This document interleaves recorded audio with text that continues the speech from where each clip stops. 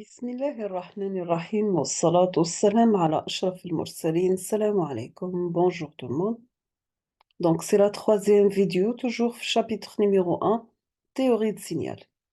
Aujourd'hui, on va voir ensemble les notations usuelles de signaux type en traitement de signal.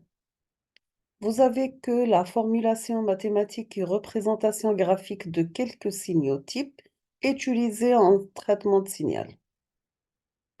On va commencer par l'échelon unité ou bien ce qu'on appelle la fonction de Heaviside. Elle est définie par h de t égale à 0 pour t négatif égale à 1 pour t supérieur ou égal à 0.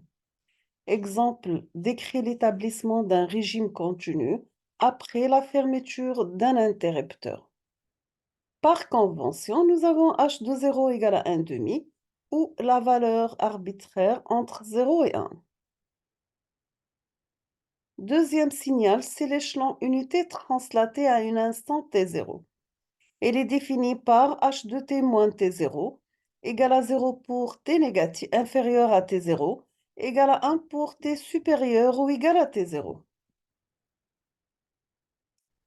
Deuxièmement, nous avons la fonction porte ou rectangulaire.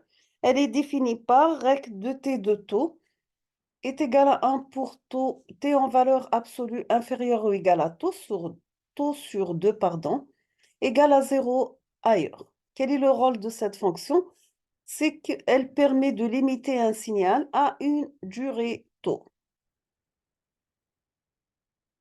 Dans cet exercice, on vous demande d'exprimer la fonction rec de période taux en fonction de l'échelon h de t.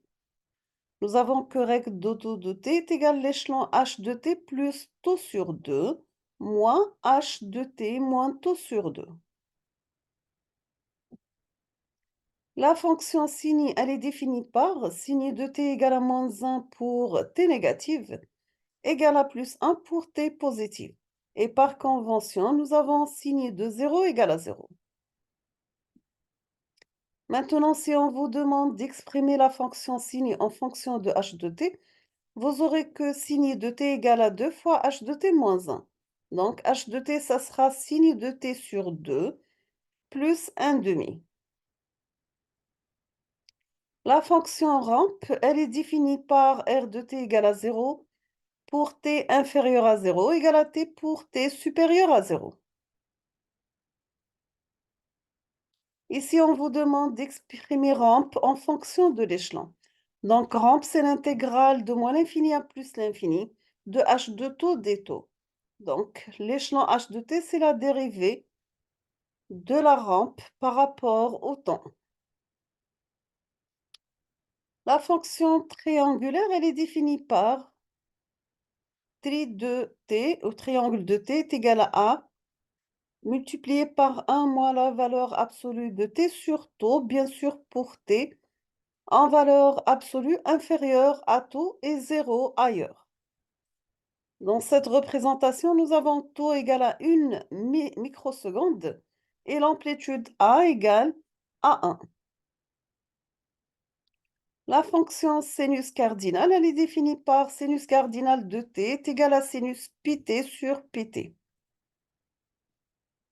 L'impulsion gaussienne, elle est définie par a exponentielle moins t moins mu au carré sur 2 sigma au carré. Mu, c'est la valeur moyenne, sigma, c'est l'écart type.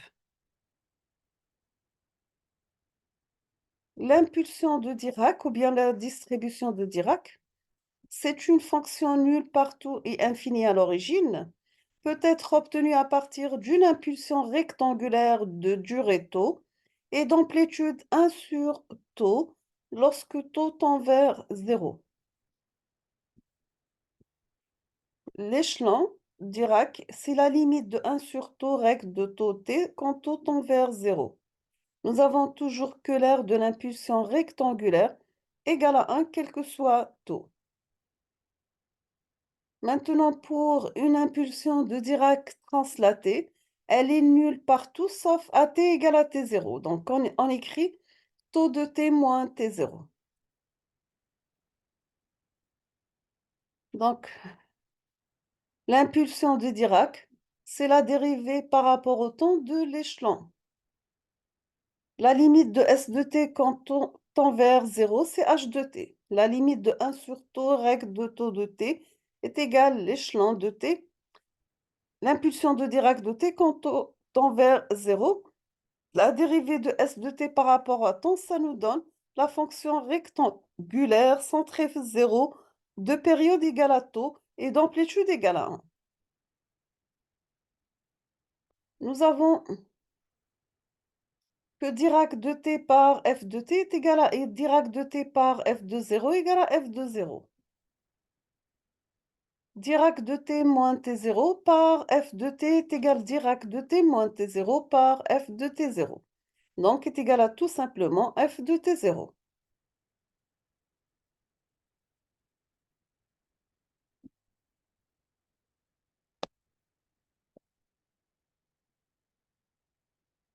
L'intégration de l'impulsion de Dirac, Dirac de t peut être définie par l'intégrale de moins l'infini à plus l'infini de f de t par Dirac de t dt est égale à l'intégrale de moins l'infini à plus l'infini de f de 0 par Dirac de t dt. Donc est égal à f de 0, l'intégrale de moins l'infini à plus l'infini Dirac de t dt. Donc est égal à f de 0. L'opérateur d'échantillonnage restitue la valeur f0 de f de t. Et nous avons en général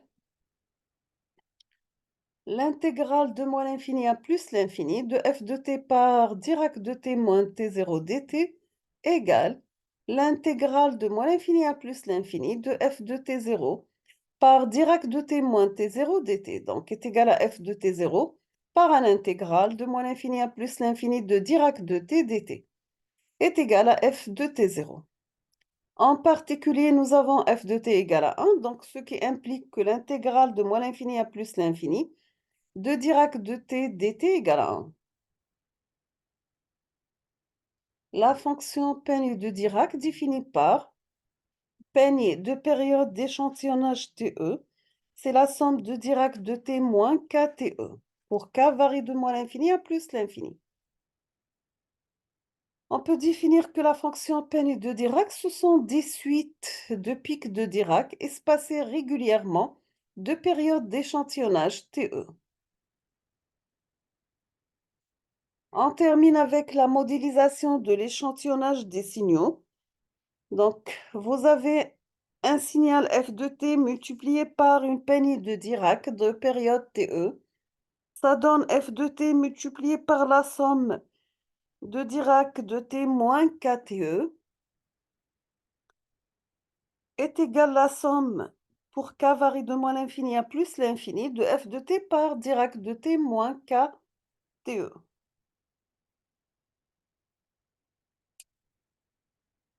Donc, est égal à la fin, une somme de f par kTe est égale à la fonction d'échantillonner par kTe, comme vous voyez bien dans cette figure. Nous sommes arrivés à la fin de cette vidéo. On vous remercie infiniment pour votre attention.